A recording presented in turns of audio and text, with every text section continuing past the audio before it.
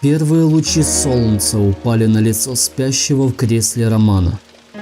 2 дня назад у его матери остановилось сердце. Он знал, что это произойдет. Она его предупредила. Все это время он не мог ни работать, ни есть. Только пил и плакал. До похорон осталось несколько часов, а он сидел в кресле в окружении пустых бутылок и вспоминал ее теплое прикосновение, ее улыбку, которая могла разогнать тяжелые тучи в ненастный день. От этих воспоминаний слезы снова потекли ручьем по его небритым щекам. Кое-как он поднялся и пошел в ванную привести себя в порядок.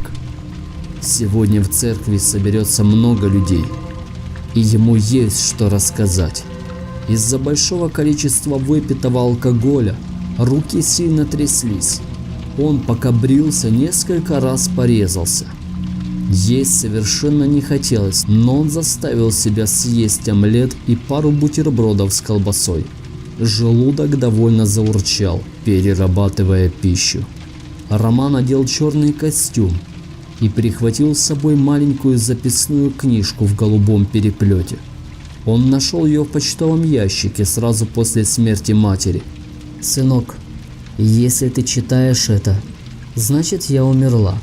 Такие слова были написаны ее аккуратным мягким почерком. Он открыл его и вновь перечитал план действий. Затем взял телефон и вызвал такси. Через 40 минут он уже входил в церковь. Она представляла собой один большой зал. По центру был широкий проход. Слева и справа от него стояли большие скамейки, за которыми были большие окна, выложенные мозаикой. Над ними висели большие иконы разных святых и великомучеников.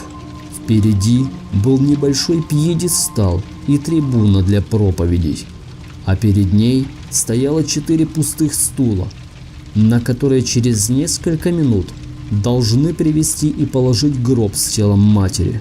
Когда он был установлен, работники морга открыли крышку, сняли полотенце и обложили тело васильками. Аромат от них быстро распространился по залу.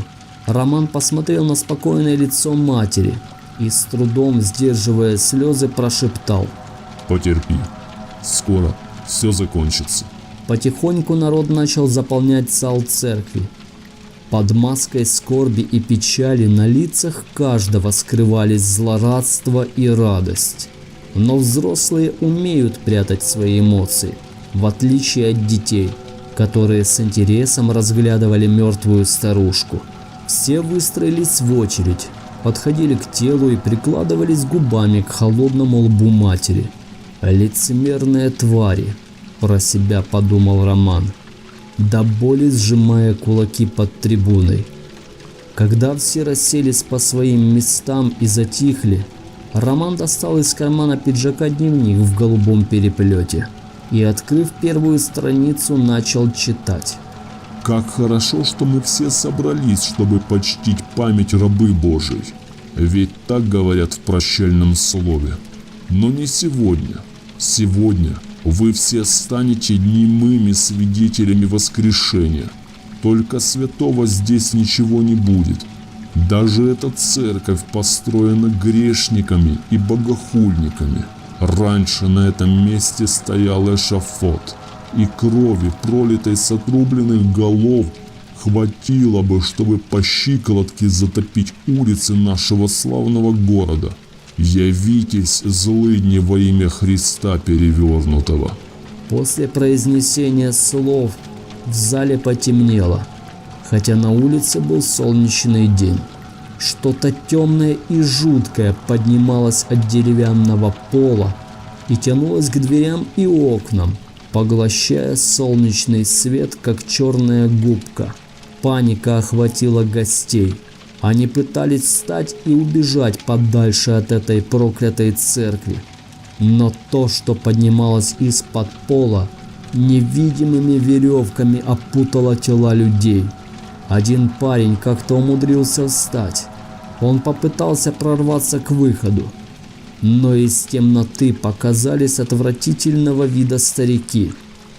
По их разлагающимся телам ползли черви и жуки, а от обезображенных разложением голов во все стороны разлетелись черные мотыльки.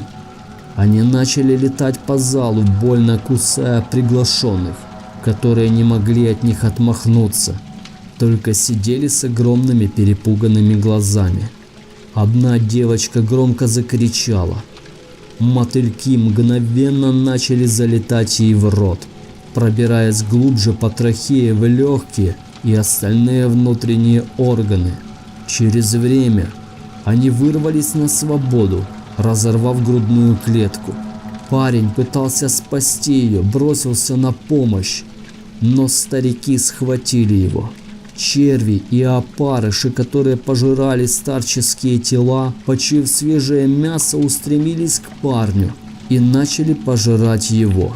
Они быстро продвигались по телу, и где они прошли, вместо мяса и кожи остались только белые, обглоданные кости. Когда черви закончили свой кровавый пир, их поглотила тьма. Два разлагающихся деда медленной шаркающей походкой прошли к входным дверям и стали на дежурство. Роман продолжил читать.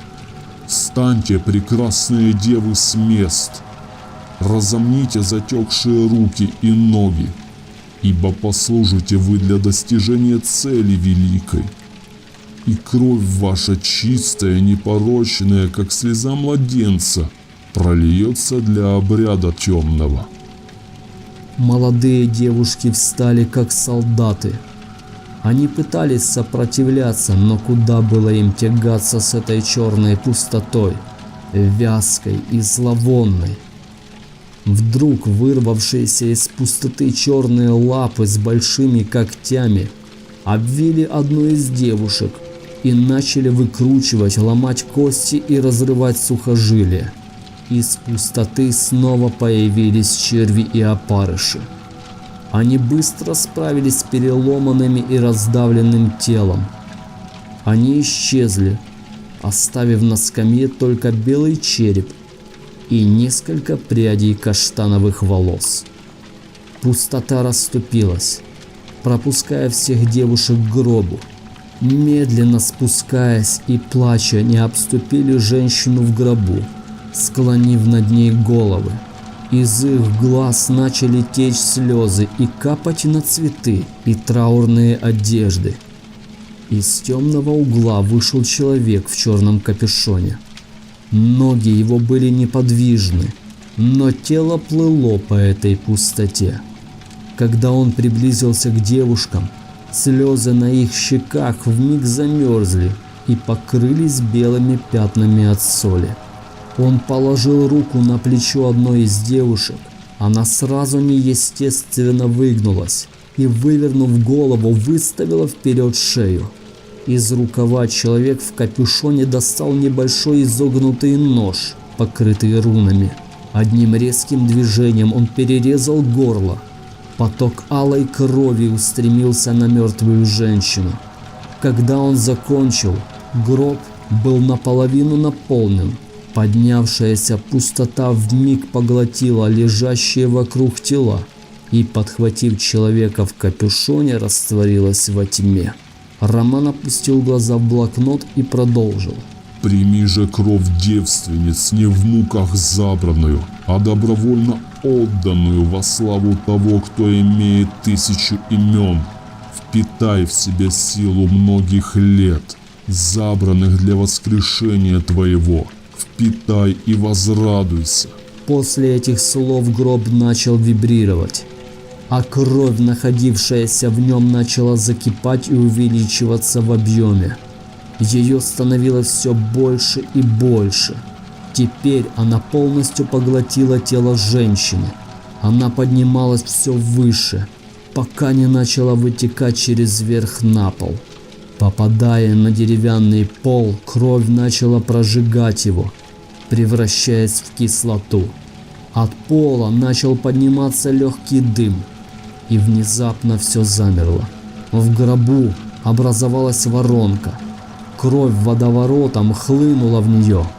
Те капли, что вылились через верх, начали подниматься назад. Их подхватывал общий поток, и все это вливалось в открытый рот мертвой женщины. Теперь ее лицо стало живым. Трупные пятна исчезли. Казалось, женщина просто спит, скрестив на груди руки. «Теперь нужно наполнить легкие воздухом», — произнес Роман. Пустота отступила, и мужья бросились к своим женам и матерям. Они обнимали и целовали их, громко рыдая. Женщины прижимали руки к лицам, пытались быть сильными, серьезными, но не могли. Горькие соленые слезы текли по покрытым морщинам щекам. Пустота вновь поднялась, впитывая в себя все слезы, всю боль, которая просто вибрировала в воздухе. Она разорвала крепкие семейные объятия своими черными руками, прижимая мужчин к скамейкам. Женщины, рыдая и не отпуская рук от своих лиц, двинулись к спящей в гробу. Одна женщина, оторвав от лица руки, принялась кричать молитву. Но вмиг полчища черных мотыльков, которые полностью облепили потолок и стены с иконами, вмиг облепили голову и тело, заставляя замолчать.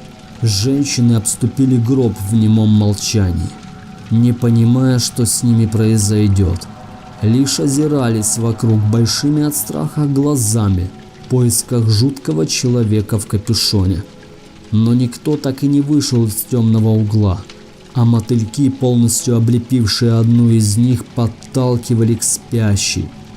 Когда они подвели женщину и наклонили над гробом, прижимая губы к губам, они застыли, как любовники в долгом страстном поцелуе. Мотыльки отступили, и тело женщины задергалось в конвульсиях. Из нее вытягивали весь воздух с остатками жизни. У всех на глазах женщина превратилась в дряхлую старуху, и возле гроба упал совершенно сухой скелет, обтянутый кожей и рваными одеждами. Так женщины по очереди подходили к телу, отдавая свое дыхание вместе с жизненной силой, и рассыпались рядом с сухими и полностью пустыми мумиями. Когда все было закончено, из гроба стали доноситься хриплые вдохи. Сердце качало кровь, как и раньше. Легкие начали дышать самостоятельно. Но женщина продолжала спать. Роман открыл последнюю страницу блокнота.